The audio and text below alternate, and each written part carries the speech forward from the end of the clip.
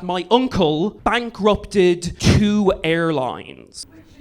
They were called Fresh Air and Jet Green. Those are 2 companies that want you to think that flying is environmentally friendly. How did you manage to get employed the second time? So the second company was like spun out like pretty immediately out of the first company. So they were like, fuck it, we're doing it again. We'll do it right this time. Rich people are allowed to mess up a lot more often than the rest of us. Question. He can be airlines, the bankrupt. No, drove-ish. Oh no, this is the logistics I don't understand, but yeah. Shoved it into reverse, I imagine. What did you honest think of this? This was before they were married, so this was before, yeah. Okay. So she was very impressed. Question